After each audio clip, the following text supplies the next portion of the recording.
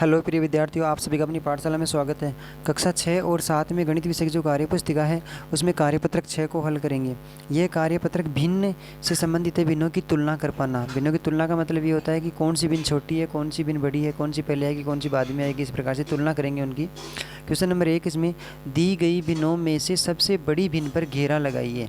सबसे बड़ी भिन्न को कैसे पहचान करेंगे, तो एक बार देखते हैं क्वेश्चनों को। पहला है, पहले प्रश्न में 3/2 है, 1/2 है, 5/2 है, इस प्रकार से हो गया। अगले वाले में है 4/3, 2/3, 1/3। इसके बाद में है 5/7, 2/7, 6/7। इसके बाद में 4/8, 5/8, 3/8। इसके बाद में 1/6, 5/6, 3/6, 3/4, 5/4 और 1/4। इसमें एक चीज़ कॉमन दिखाई दे रही है अपने को, नीचे वाली संख्या सभी प्रश्नों में बराबर है। जैसे इसमें 2 है तो इसमें 2 है, तो इसमें भी 2 है और इसमें भी 2 है। और नीचे वाली जो संख्या होती है उसको हर बोलते हैं, ऊपर वाले को अंश बोलते हैं।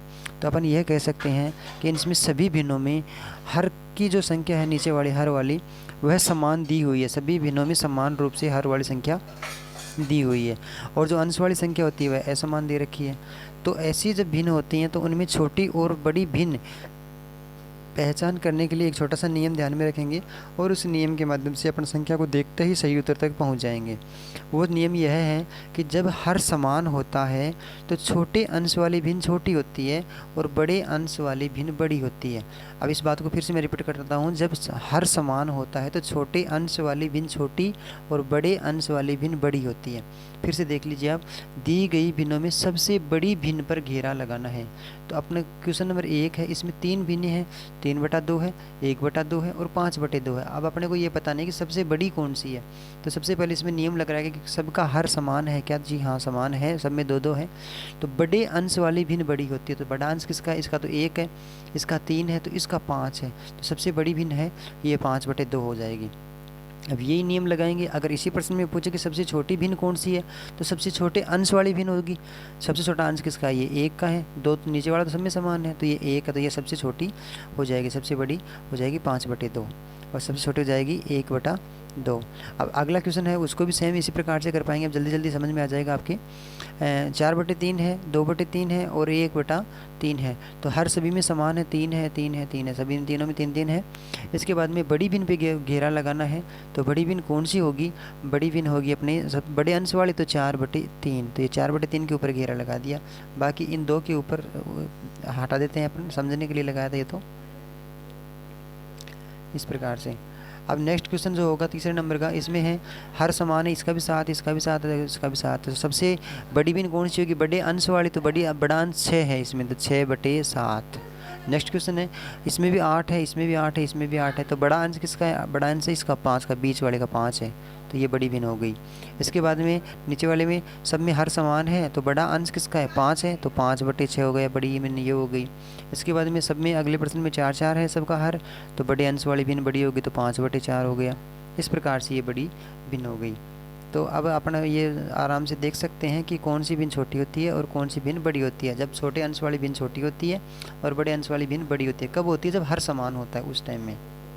क्वेश्चन नंबर 2 देख लीजिए, दी गई भिन्नों में सबसे छोटी भिन्न कौन सी है? तो जैसे ऊपर वाले में देखा था छोटी भिन्न कौन सी है, तो उसी प्रकार से देखेंगे हर समान है क्या? इसमें 9, 9, 9, सब में 9, 9 है। तो कम अंश वाली यानी छोटे अंश वाली भिन्न छोटी होगी, तो ये 5/9 सबसे छोटी यही है। इसी प्रकार से अगले में भी सबसे छोटी भिन्न कौन सी होगी? जिसका अंश छोटा है, तो अंश 2 है, तो 2/11। इस प्रकार से आगे हैं 5, 5, 5, सभी का हर 5 है। तो इसमें अंश छोटा कौन सा है? 1/5 सबका है, ये 1/5, ठीक है। इसके बाद में है 10, 10, 10 है, तो इसमें अंश कौन सा है? 3/10, ये लीजिए 3/10। इसके बाद में आ गया 7, 7, 7 है, तो सबसे छोटा अंश कौन सा है? 5/7, 5/7। इसके बाद में 6, 6, 6, तो सबसे छोटा अंश कौन सा है? 5/6, ये लीजिए। क्वेश्चन नंबर 3 है, दी गई भिन्नों को घटते क्रम में लिखिए। अब घटता क्रम कौन सा होता है? अवरोही क्रम होता है। अवरोही क्रम यानी घटता क्रम तो कैसे होता है? सबसे बड़ी संख्या पहले आती है। तो आप 3 भिन्न में सबसे बड़ी भिन्न पहले छांटिए, कौन सी भिन्न है? हर समान है, सबका 5-5 दिया हुआ है, तो सबसे बड़ी भिन्न कौन सी होगी? बड़े अंश वाली। तो बड़े अंश वाली भिन्न को 4/5 यानी 4/5 सबसे पहले लिख दिया, सबसे बड़ी संख्या लिख दिया। अब दूसरे नंबर पे जो बच गई 2 भिन्न बच गई। अब उनमें से बड़ी कौन सी है?